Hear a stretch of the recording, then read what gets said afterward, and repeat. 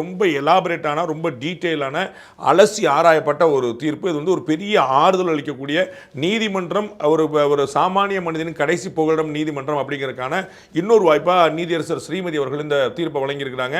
இது ரொம்ப டீட்டெயிலாக அனலைஸ் பண்ணி போலீஸ் தரப்பு வாதங்கள், அவர்களுடைய அஃபிடவிட்டு, மாளவியா தரப்பு வாதங்கள், அவங்களுடைய அஃபிடவிட் எல்லாத்தையுமே அலசி ஆராய்ச்சி கொடுத்துருக்குறாங்க. அதில் திமுகவும் திகாவும் தொடர்ந்து இந்து மதத்தை விமர்சனம் பண்ணுறதை அவருடைய வழக்கமாகவே வச்சிருக்கிறாங்க அப்படிங்கிற பதிவு ரொம்ப முக்கியமானது. ஏன்னா நான் ஏற்கனவே சொல்லுவேன், இன்னைக்கு நேற்று இல்லை பல சந்தர்ப்பங்களில் அவருடைய இயக்க நிறுவன தலைவர் பெரியார்லேருந்து இன்னைக்கு இருக்கக்கூடிய ஆசிரியர் வீரமணிலேருந்து எல்லாருமே இதை கடுமையாக விமர்சனம் பண்ணி வந்திருக்காங்க.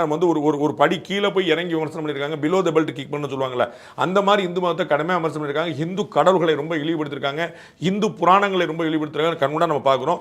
அப்படி இவ்வளவு பண்ணியிருக்காங்க, ஆனால் யாருமே கேட்க மாட்டாங்களா? இதுவும் தப்புங்க, அப்படி பேசக்கூடாதுன்னு கூட யாரும் சொல்ல மாட்டாங்களா? போது இந்த நீதிமன்ற தீர்ப்பு நீதிமன்றம் வச்சிருக்கக்கூடிய இந்த தீர்ப்பு ரொம்ப முக்கியமானதாக பார்க்கணும்.